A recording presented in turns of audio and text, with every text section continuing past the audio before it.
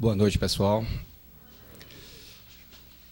É um prazer sempre estar aqui com vocês, para a gente poder compartilhar um pouco do que nós temos a oportunidade de aprender.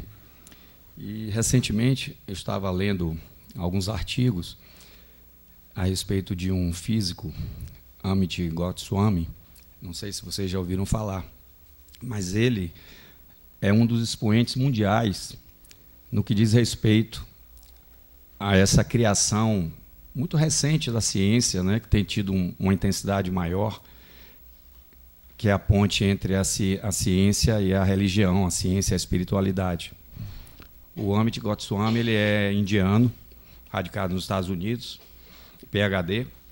Ele hoje já está com a idade assim, bem avançada, mas ele é uma pessoa que vem sempre ao Brasil, dando cursos, palestras, e ele é um dos precursores da física quântica, juntamente com outro físico famoso, Fritjof Capra, que tem vários livros escritos, entre eles um dos mais famosos é o Tal da Física, que também fala justamente dessa ponte, dessas semelhanças, principalmente com as filosofias orientais e com a ciência ocidental.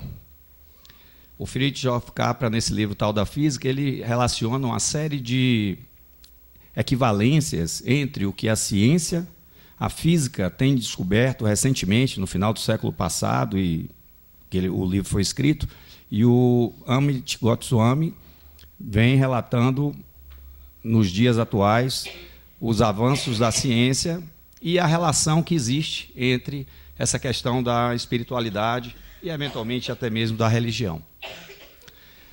Para que a gente tenha uma ideia de como é que a ciência avançou ao longo do tempo, lá, cerca de 2.500 anos atrás, o Demócrito já falava que o átomo era a menor parte da matéria. E o átomo, em grego, significa não divisível.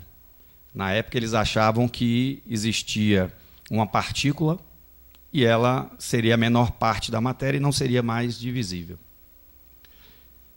Cerca de 2.500 anos depois, ele reencarnou como Einstein e deu uma contribuição notável para a humanidade, trazendo uma série de conhecimentos que até então a gente não tinha e dando um avanço muito grande à física da época. Porque a física da época, desde da época de 1600 até na faixa de 1900, era a física newtoniana. E o Newton, que também é conhecido de todos nós que já estudamos física na escola, ele desenvolveu toda a física que é chamada física do cotidiano, que é essa física que rege o nosso dia a dia. Só que o Einstein descobriu a física que rege os grandes astros, as grandes velocidades e também do pequeno universo, que é chamado o microcosmo. Antes dele, do Einstein, descobrir essa parte, teve um físico alemão, Max Planck. Esse físico, ele foi um dos maiores físicos também da humanidade, deu uma contribuição muito grande para todos nós. E ele descobriu, na época, que era um grande problema que a física não conseguia decifrar, que era a absorção e expulsão de energia pelos corpos negros, que ela não se dava de forma contínua. O nosso sentimento no ambiente que nós vivemos é que tudo tem uma continuidade. Não existe nada que dê saltos. E a física da época trabalhava nesse sentido.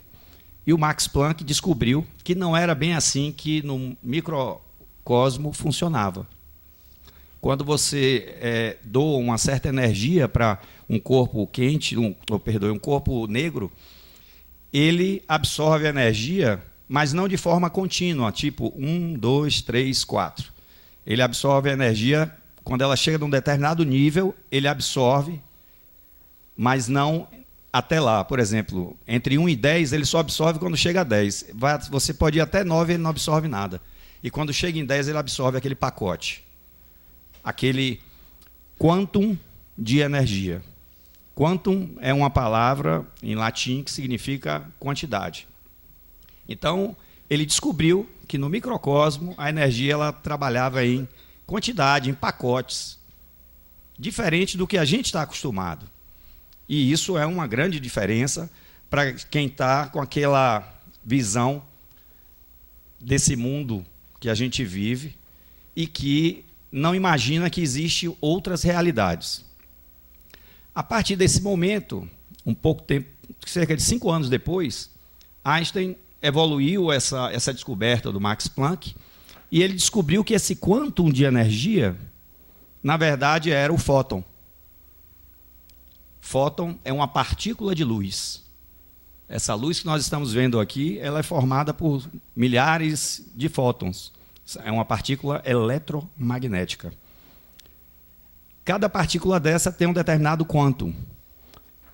E se forem 2, é quanta. O plural de quantum em latim é quanta. E daí veio a palavra quântica, da física quântica. Como eu disse antes, a gente tem 3 tipos de ambientes. A gente tem o ambiente dos grandes astros, do macrocosmo, que é o do universo, dos planetas, das galáxias, do nosso universo. Nós temos um ambiente que nós vivemos e nós temos um ambiente diminuto, que é o microcosmo. E esse ambiente, ele tem particularidades que são muito diferentes do ambiente que nós estamos acostumados. E por conta disso, a gente não percebe determinadas coisas que acontecem a nível macrocósmico e que influenciam no nível cósmico. O átomo, desde que nós aprendemos na escola, ele é basicamente constituído de prótons e nêutrons no seu centro, no núcleo. Acho que todo mundo aqui vai lembrar um pouco disso, né? E ao redor nós temos elétrons que ficam circulando ao redor do núcleo. Pensava-se que essa era a constituição do átomo. Depois se descobriu que, na verdade, cada partícula dessa, próton, nêutron e elétron, são formadas também de outras partículas. E essas partículas, também formadas de outras partículas, que eventualmente nós ainda vamos descobrir, e no final das contas é tudo vibração. E essa palavra vibração, eu acho que ela é muito familiar para nós que estamos nesse meio. A gente ouve muito falar de vibração, né? De vibração, de energia. E aí vem essa relação, como eu disse, a ponte entre ciência e espiritualidade, que nos remete a uma série de termos que nós já ouvimos, que nós, inclusive, a depender da atividade de cada um, nesse ambiente que nós estamos, pratique, trabalha, e muitas vezes sem saber como é que funciona. E, além disso, conosco mesmo, com o nosso próprio corpo. A física quântica permeia tudo, pessoal, absolutamente tudo. E essa consciência é justamente o movimento que esse físico, Amit Goswami, está desenvolvendo no mundo. Ele chama de ativista quântico. São aquelas pessoas que têm uma consciência do que é a física quântica, de como ela interfere no nosso mundo e como nós podemos utilizá-la para evoluir, para crescer em todos os aspectos, não só o material, como também mental e espiritual. E esse conhecimento está evoluindo a cada dia. Só para vocês terem uma ideia, no nosso mundo hoje, nós temos uma série de equipamentos, de produtos que foram descobertos devido à física quântica. Foram desenvolvidos devido à física quântica. E a maior parte de nós não sabemos. O transistor é um deles. O transistor foi descoberto na década de 50. Antigamente, eram aquelas válvulas. A maior parte de vocês nunca viu uma válvula. Eu me lembro, quando eu era menino, aquelas televisões antigas, tinha uma válvula dentro. Quando ia consertar, a gente ficava olhando, ela acendia, ficava com um filamento incandescente, e depois foi substituída pelo transistor. E esse transistor, os circuitos integrados, os celulares, computadores e ressonância magnética, que nós fazemos exames, tomografia, enfim, vários produtos que estão hoje no nosso dia a dia, Tudo isso foi possível devido às descobertas que aconteceram com a física quântica. Se não fosse ela, a gente talvez não tivesse esse nível de desenvolvimento que nós temos hoje. A partir dessa descoberta de Einstein, do fóton, começou a se descortinar um novo mundo. O Planck, Max Planck, ele é chamado pai da física quântica, justamente porque ele descobriu esse quantum de energia, que essa energia ela é trocada em pacotes. E a partir daí iniciou-se, como eu já disse, várias experiências e descobertas a esse respeito. Niels Bohr, que é outro grande nome, grande cientista que nós todos também na escola, no final do primeiro grau, segundo grau, já ouvimos falar, ele fez uma série de experiências e descobriu o que é chamado de salto quântico. Esse termo a gente usa, hoje em dia, usa muito, inclusive quando a gente adquire determinado conhecimento, determinado patamar de evolução, e que a gente ultrapassa determinadas barreiras, então nós dizemos que nós demos um salto quântico. E o que é isso, pessoal, o salto quântico? Como eu disse antes, o átomo é formado de prótons e nêutrons que ficam agregados no núcleo e elétrons que ficam girando ao redor. São vários, pode ser um elétron só, se a gente tiver o átomo de hidrogênio, que é o átomo mais simples que existe. E esse átomo de hidrogênio, só para vocês terem uma ideia, ele é o átomo que mais existe no universo. As estrelas são inicialmente formadas apenas do hidrogênio. Existe a poeira estrelar, que é chamada de poeira estrelar. Nas galáxias, eventualmente na internet, se vocês procurarem, vocês vão ver poeira estrelar. É aquela formação bonita no espaço. Essa poeira estrelar ela vai se condensando, se juntando, e pela atração da gravidade, ela vai cada vez se comprimindo mais. Chega um momento que a compressão é tão grande que ocorre a fusão nuclear. E essa fusão nuclear dos átomos do hidrogênio, ou seja, você tem um átomo de hidrogênio com prótons e nêutrons e um elétron, e se junta com outro átomo, e ele forma o hélio. O Sol é basicamente formado de hidrogênio e hélio, principalmente no seu início. Só que quando ele forma o hélio, pessoal, existe uma fusão nuclear, e a fusão nuclear ela libera muita energia. E nesse momento que forma a fusão nuclear, ela libera energia, aí vem a luz. Seja feita a luz. E se diz então que a estrela acendeu. Quando ocorre a fusão do hidrogênio, formando hélio, liberando energia, a estrela acende. Ela então começa a ter reações em cadeia e a estrela começa a funcionar. Só para vocês terem uma ideia, Júpiter é uma estrela que não acendeu. A massa de Júpiter, que é um planeta do nosso sistema solar, ela é gasosa, mas ela foi uma estrela que não teve gravidade suficiente, não teve força suficiente para fazer a fusão do átomo de hidrogênio para hélio e dando aquela centelha divina. Esse movimento que acontece ao longo da humanidade, de toda a história do universo, ele é formado por vários outros processos, entre eles o que eu estava explicando do salto quântico.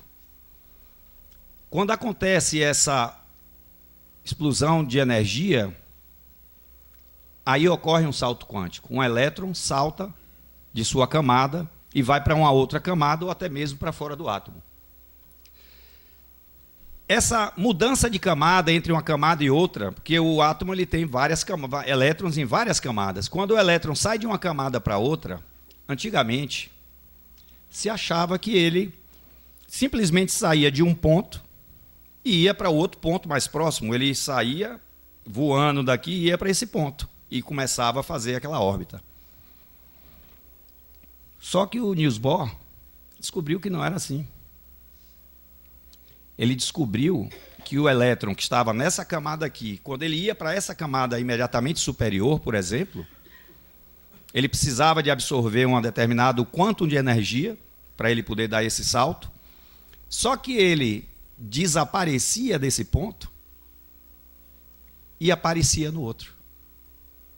Não imediatamente próximo, mas em qualquer local daquela nova órbita.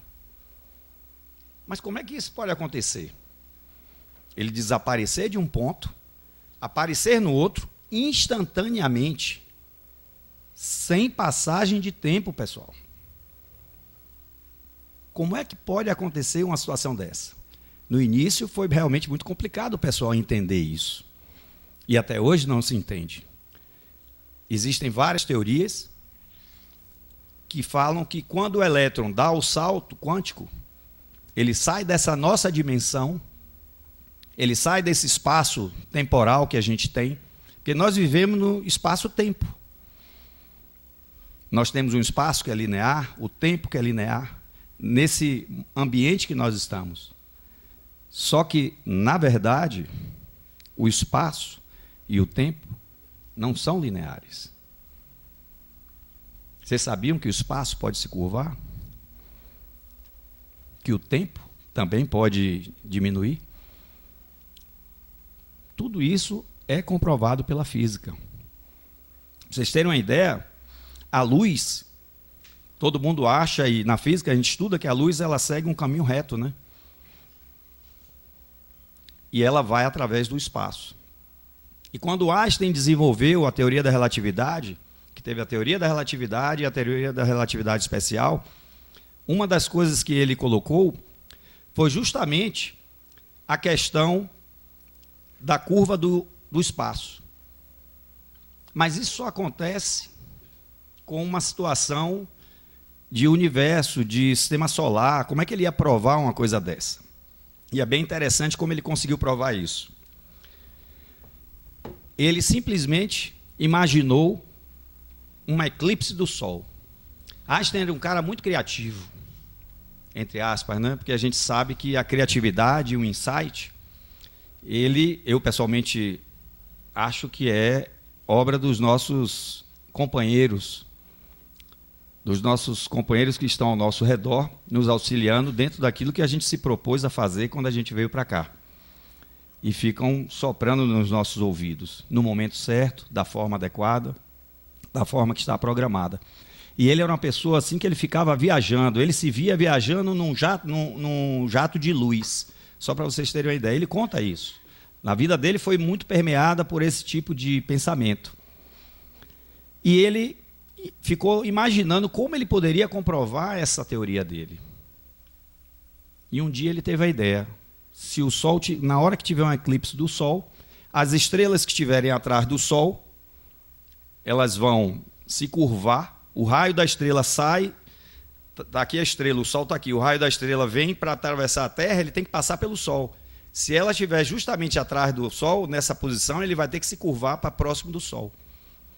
E num eclipse dá para ver isso.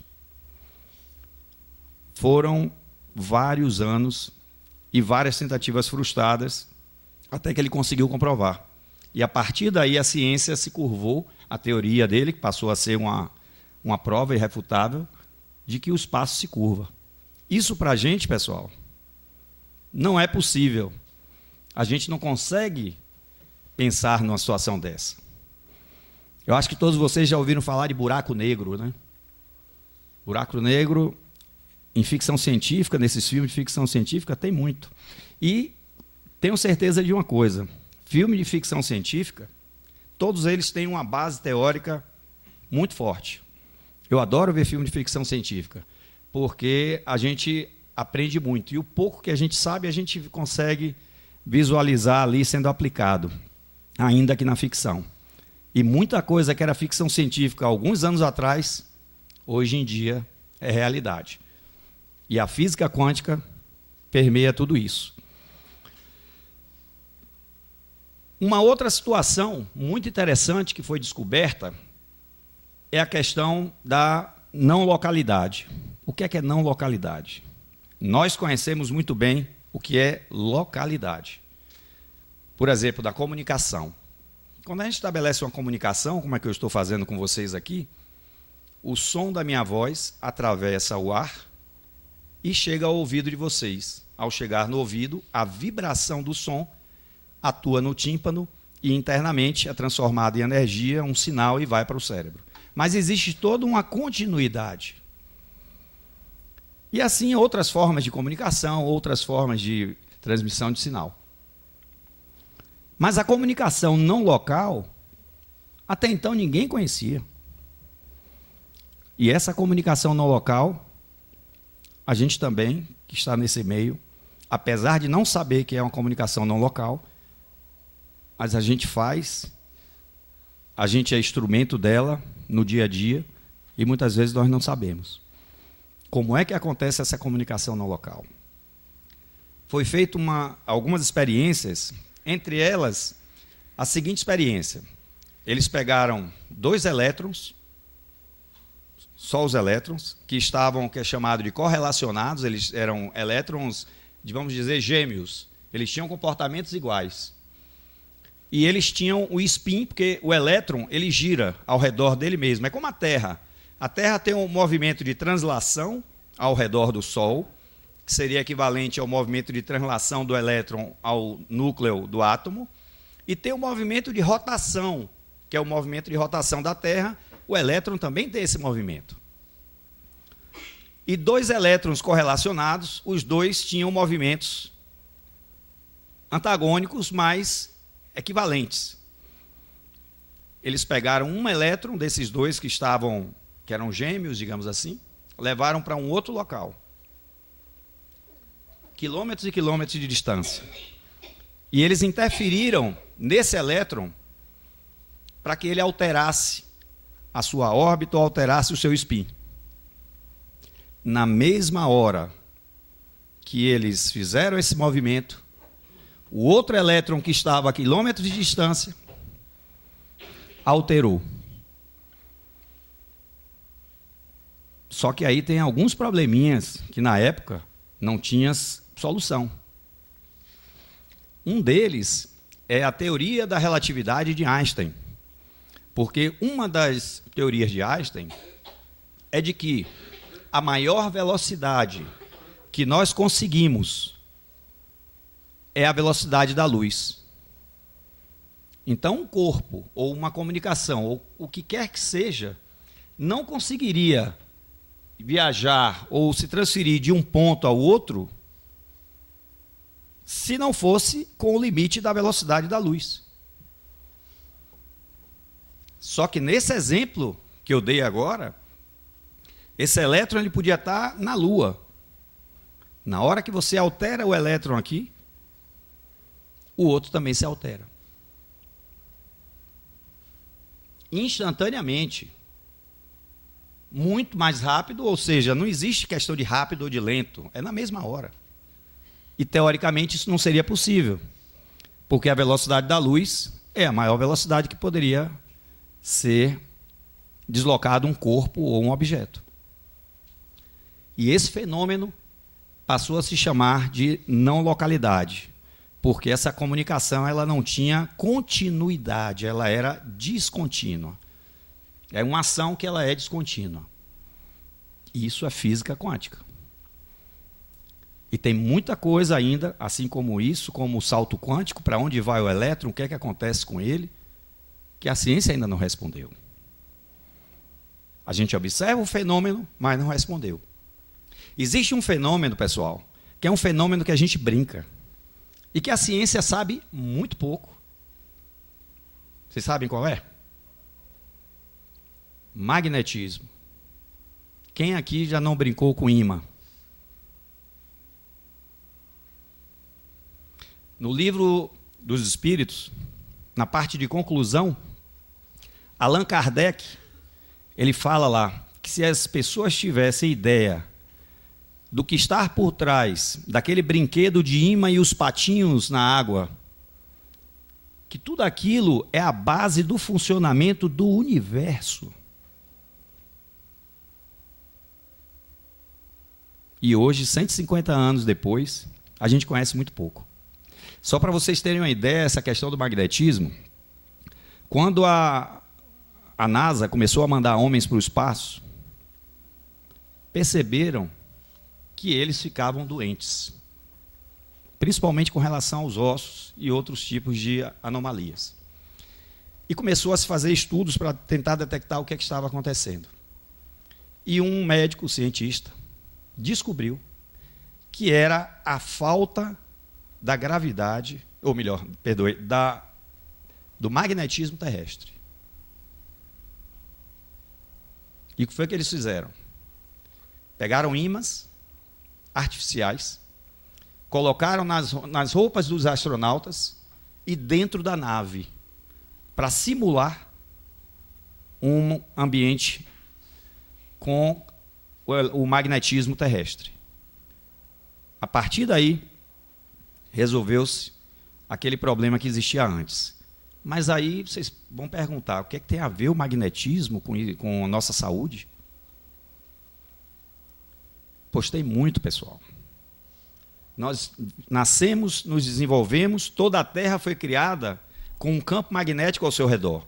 Vocês sabiam que se não tivesse o campo magnético, nós não existiríamos? O campo magnético da Terra, ele nos protege das radiações solares e outras radiações.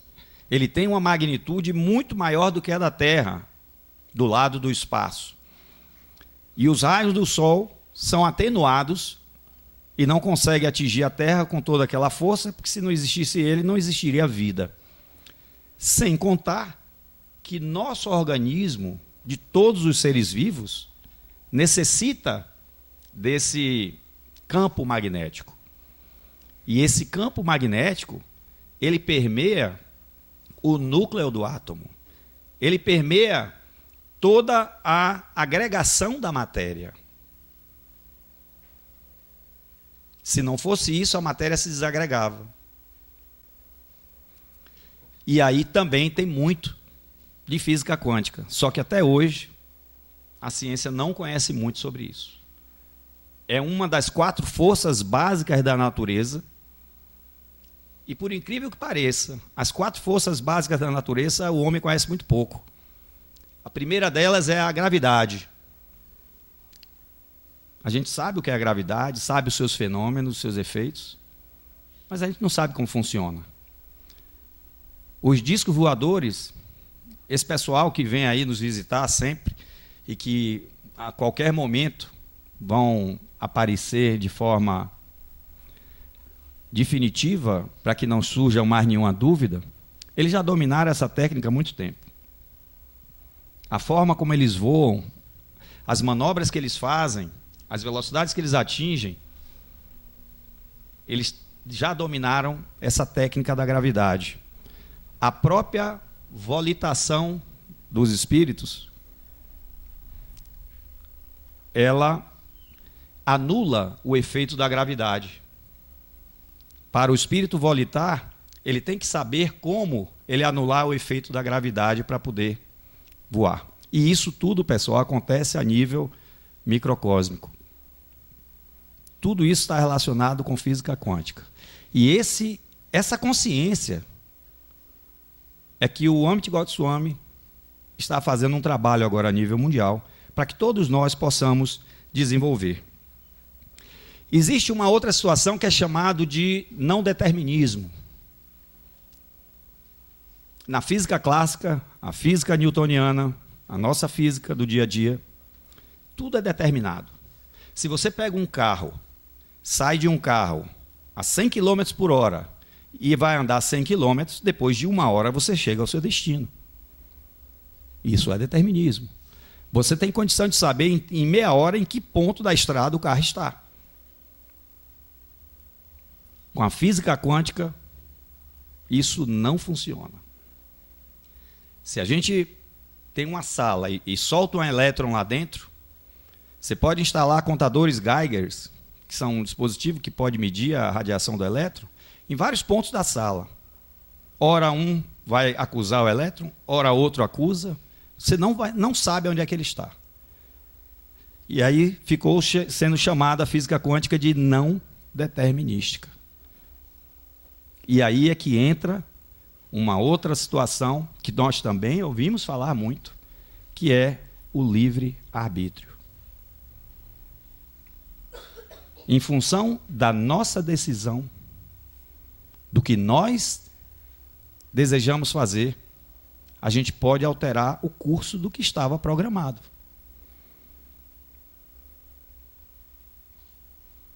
Essas relações entre a física quântica e o dia a dia, elas são feitas como uma forma de explicar como é que funcionam as coisas.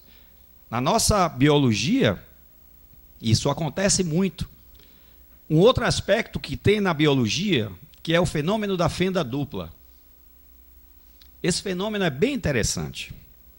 Os cientistas fizeram uma experiência onde eles pegaram uma parede com uma fenda pequena e atrás tinha um quadro negro, digamos assim. E eles começaram a atirar com um canhão de elétrons.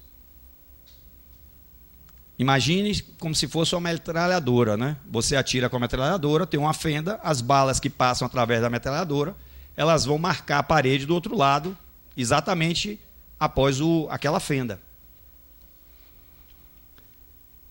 Em determinado momento, eles colocaram uma outra placa com duas fendas, uma fenda de cada lado aqui, e uma metralhadora aqui, de elétrons, na verdade. Quando eles atiraram,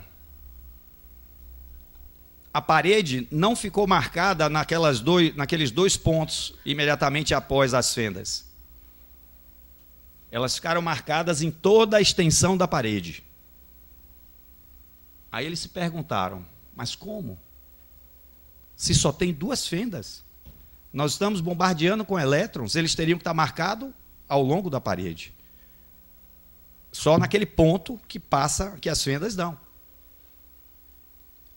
E aí veio a explicação e a comprovação de que o elétron, que naquele momento, ou em determinado momento, ele era uma partícula, vamos dizer, uma partícula sólida, ele se transformava em energia.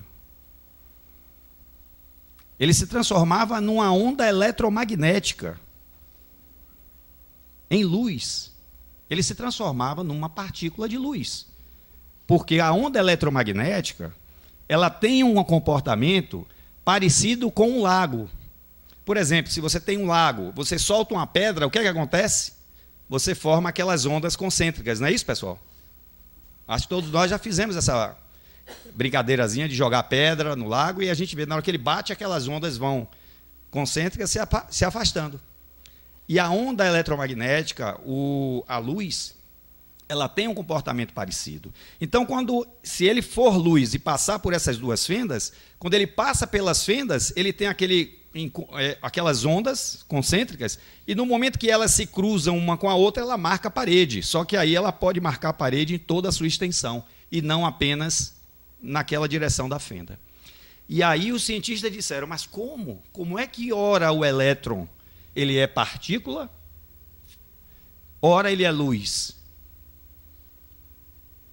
Vamos colocar um aparelho para poder medir isso. E colocaram o aparelho. Na hora que eles colocaram o aparelho para medir, o que é que acontecia na hora que ele passava com a fenda? O elétron só ficou partícula. Não ficou mais luz. E eles acharam estranho. Como é que antes ele era partícula, ou ele era onda eletromagnética, era luz, e agora ele se tornou uma partícula física? Então vamos retornar ao ambiente anterior. Tirou o aparelho que estava medindo, passou a ser luz. Botou o aparelho, partícula. O que é que eles concluíram, e depois, com vários testes, se comprovou? É o chamado papel do observador. A consciência. E essa também é uma palavrinha que eventualmente a gente já ouviu falar, talvez com outros nomes, mas a chamada consciência cósmica, que tudo criou, que provocou o chamado colapso da onda, ou seja, a onda em partícula. No início tudo era energia, era luz. Depois virou matéria. E essa consciência é necessária para que isso aconteça. Senão, isso não pode dar sequência. E essa máquina que eles colocaram era a consciência dos cientistas, daqueles que estavam observando. E hoje a ciência sabe, e é comprovado, que o papel do observador interfere nos experimentos científicos. E esse efeito da dupla onda, como eu falei antes, ele acontece em várias partes do nosso corpo. Que ora ele é partícula, ora ele é luz. E um dos locais que já foi comprovado, dentro das nossas células. Nas nossas células, as células são seres vivos, que têm vida própria, individual, e elas se juntam, formam aquele aglomerado para formar a nossa unidade biológica, né, o nosso corpo físico. E são comandados pela nossa mente. É um trabalho comunitário. E as células também encarnam e desencarnam. E dentro da célula, pessoal, existem vários elementos. Um desses elementos é o que é chamado de mitocôndria. A mitocôndria, elas são usinas geradoras de energia. É ali que o oxigênio e a glicose se transformam em energia para poder fazer com que a célula se movimente. Que todas as reações do metabolismo do nosso organismo aconteçam. E dentro da mitocôndria acontece esse fenômeno de que ora ela é luz e depois ela se transforma em partícula. Então a gente observa que existem várias situações em que isso, a física quântica pode ser detectada, ainda que aos nossos olhos nus não seja, mas ela permeia a nossa vida. Isso é chamado de colapso da onda. E quando acontece algo que a gente quer, por exemplo, a gente diz que aconteceu o colapso da onda, ou seja, aquilo que era pensamento, que era imaginação, que era energia, que era vibração, se materializou. E aí a gente diz que aconteceu o colapso da onda.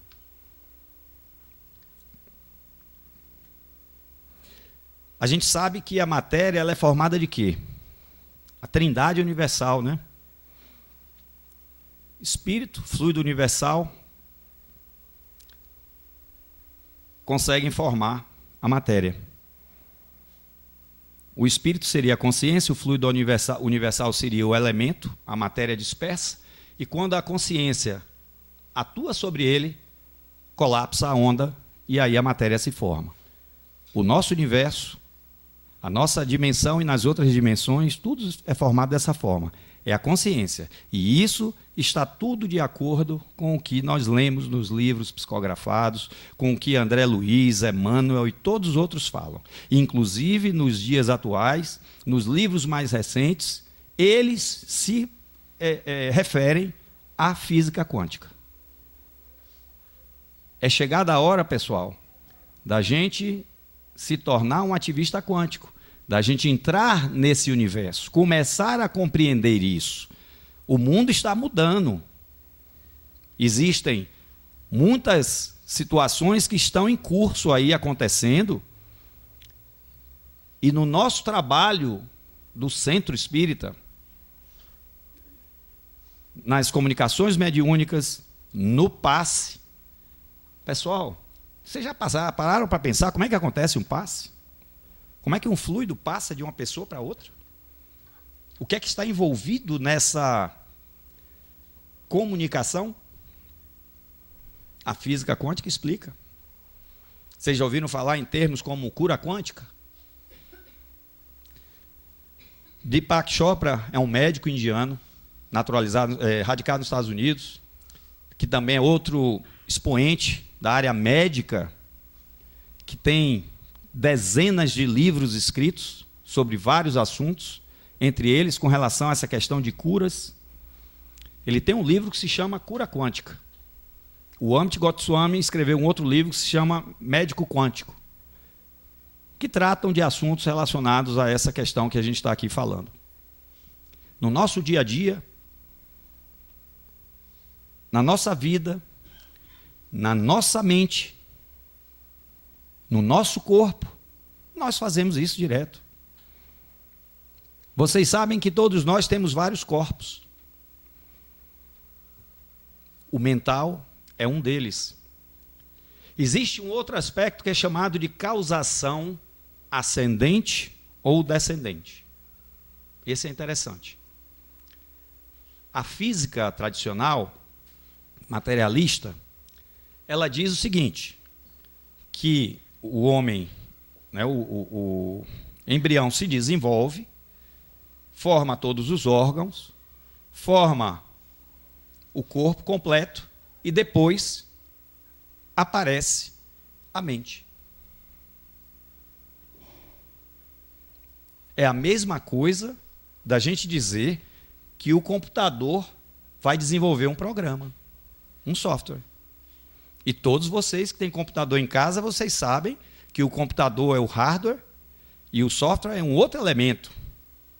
E quem desenvolveu o software foi algo que está acima do computador.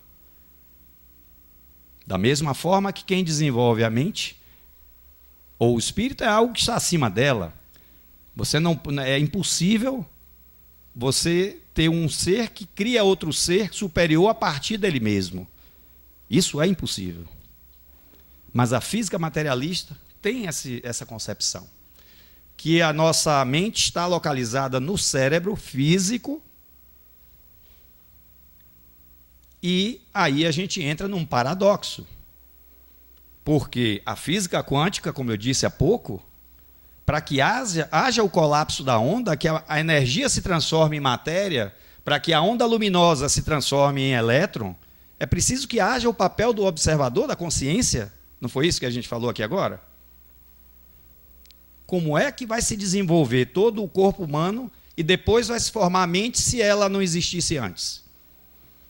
E aí a gente vem uma outra expressão que é chamada de causação descendente, que também está completamente alinhada com o que o espiritismo, com o que a ciência espírita já fala aí há muito tempo.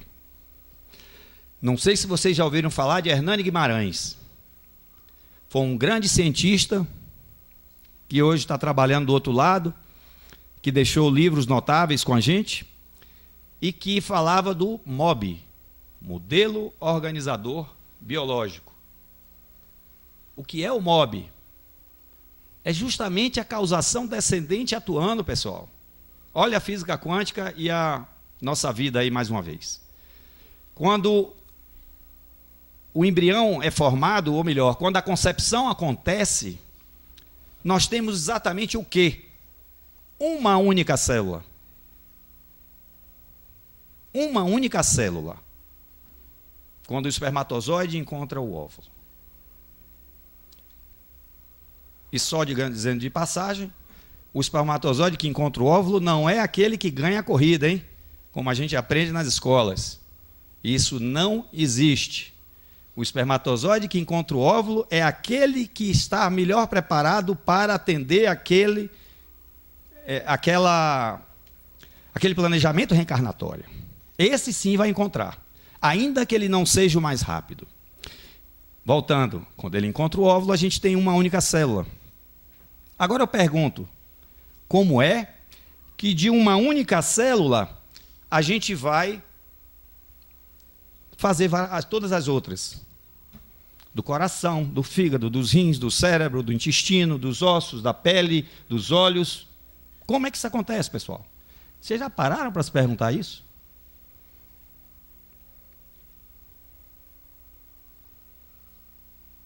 Aí é que entra a causação descendente. É preciso que haja uma consciência superior que já tem aquela imagem e em cima daquela imagem as células vão se desenvolver. Como é que vocês acham que as células começam a se desenvolver? Então, em determinado momento, ela é célula do coração, célula do fígado, célula do rim. E que momento ele para e não vira um Frankenstein? Tem que ter uma base, tem que ter um molde, tem que ter uma organização, um controle. E aí é que entra o que a física quântica fala, que ela entendeu fazendo o estudo científico da matéria, que é preciso, a consciência é necessária antes da matéria para que a matéria se forme. E aí casa perfeitamente com o que a gente já conhece. Só que talvez nós nunca tenhamos feito essa ligação. E daí, é o que eu disse antes, a física quântica está cada dia mais fazendo a ponte entre a ciência e a espiritualidade. Na Europa, tem alguns equipamentos monstruosos. Um deles, por exemplo, ele passa por 3 países. Um acelerador de partícula. Não só na Europa, os Estados Unidos também tem de vários tamanhos, mas esse da Europa é um dos maiores que existe. O acelerador de partícula, basicamente, ele é um tubo enorme, com vários ímãs gigantes, eletromagnéticos, na verdade, eletromagnéticos, onde eles fazem experiências para descobrir muitas coisas, entre elas, principalmente, a estrutura do átomo. E os cientistas materialistas, ateus, já declararam que a matéria, por si só, não conseguiria estabelecer uma forma como ela está agregada do jeito que ela está. Não conseguiria. É necessário que exista um elemento que eles não sabem o que é, que agregue a matéria. Mas nós sabemos, né? E daí, passo a passo, a gente vai. O próprio Amit Goswami, apesar de ser indiano, ele não tinha essa crença que ele tem hoje. Ele era estritamente materialista. E a própria ciência levou ele a não encontrar Deus, não vamos dizer isso, mas encontrar a consciência cósmica, o que o Einstein chamava de campo, de maneira geral. O campo é que dava origem a tudo na ideia dele, ainda que ele também fosse ateu e não entendesse exatamente como é que funcionava, ele não chegou a ter esse tempo. E aí a gente vê algumas situações, pessoal, com relação a essa questão da mente. Porque o que é a mente? O que a mente gera? O que é o pensamento? Mais uma vez a gente também sabe, né? Nos livros, os ensinamentos falam direto que a mente, os pensamentos são energia. E essa energia é uma vibração e ela tem uma força. E uma força fantástica. Tão forte que a gente não sabe nem usar. Que se a gente soubesse, a gente diria um monte que saia daqui e vá para ali, ele sairia, não é isso? Como a gente tem nos escritos. E o pensamento, ele é energia. E a gente pode fazer esse colapso da onda, principalmente no nosso corpo. Nossas emoções, nossos pensamentos, nossos sentimentos alteram a estrutura da nossa matéria. E isso a física quântica já atesta, já comprova. E aí vem uma coisa interessante. Vocês já ouviram falar dos manuscritos do Mar Morto, descoberto no Mar Morto? Pois é, lá nas cavernas do Mar Morto, foram descobertos em 1947 os primeiros manuscritos, que foram escritos, teoricamente, 3 séculos antes de Cristo até 2 séculos depois de Cristo. E nesses documentos foram descobertos mais de 900 manuscritos.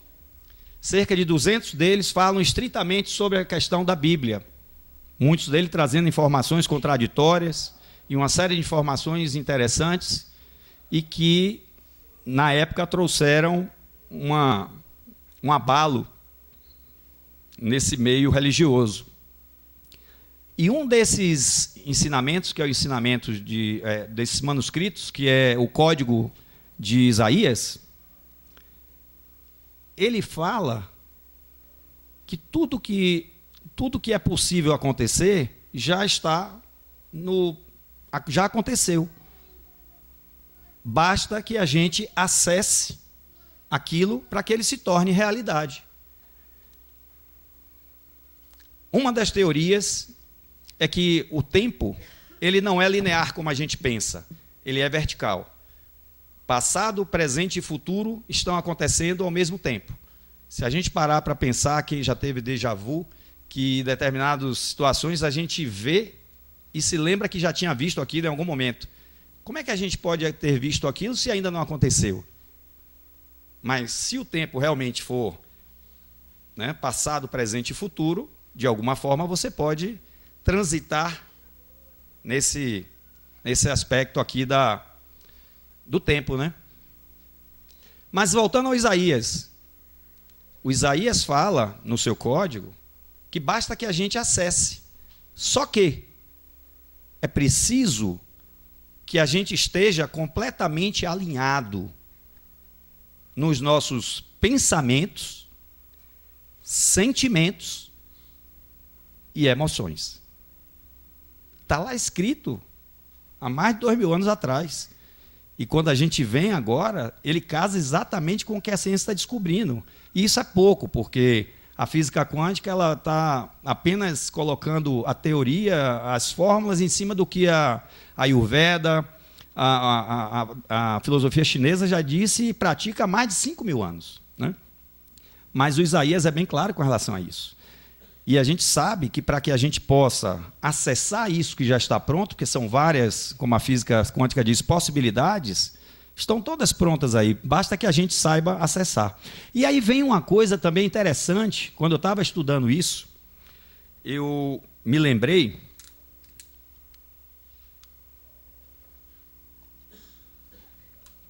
que é chamado da missão de vida.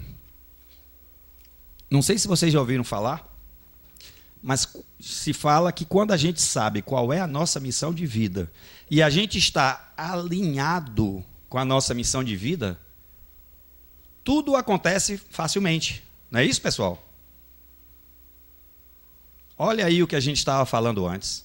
Quando a gente tem um alinhamento de pensamento, sentimento, emoção, e se você está alinhado com sua missão de vida, os seus registros acásticos estão todos ali também alinhados. Você está fazendo o que é certo, o que você se programou, o que o universo estabeleceu. Então, tudo, entre aspas, essa palavra eu não gosto muito, mas ela explica bem, conspira a favor. Porque está tudo alinhado. Mas não é fácil, né, pessoal? A gente alinhar pensamento, sentimento e emoção. Porque não depende simplesmente da gente querer conscientemente. E para que esse acesso aconteça, o nosso consciente, ele não tem um papel fundamental aí. Ele é quem menos pesa. Quem mais pesa aí, pessoal, é o nosso subconsciente ou o nosso alinhamento com a consciência superior. E aí é que vem a questão da meditação, a questão da interiorização, de você buscar o seu eu interior e praticar esse tipo de alinhamento para que cada vez mais você consiga fazer o colapso da onda e acessar aquilo que está pronto. Porque se você fica com pensamento para um lado, sentimento para o outro e a emoção para o outro, você termina acessando coisas que não eram exatamente aquilo que você queria. E a onda vai colapsar, e aí você fica chateado, não sabe por que aconteceu. E, na verdade, é porque as coisas não estavam alinhadas. De uma maneira geral, pessoal, é só uma ideia do que a física quântica passa a nós de mensagem, tem muito mais por aí. Se vocês quiserem ver alguma coisa muito mais detalhada e profunda, Podem procurar na internet Ativista Quântico, e aí vocês vão ver, existe um site, inclusive, que é ativistaquântico.com.br, que é do próprio Amit Goswami, aqui no Brasil, onde ele dá cursos, palestras, livros, que explica bem melhor tudo isso que a gente já falou e muito mais. Mas a nossa mensagem, eu gostaria de compartilhar justamente a necessidade da gente desabrochar essa consciência, porque é chegado uma nova era, é chegado um novo momento em que as coisas vão começar a acontecer de uma forma mais rápida, diferente do que a gente está acostumado. E se a gente não estiver preparado, o choque vai ser maior. E a espiritualidade está aí também, dando essa mensagem, trazendo para a gente informações novas. Então, eu acho que é nosso dever, de todos nós, procurar conhecer, na medida do possível, esses assuntos. Obrigado, pessoal.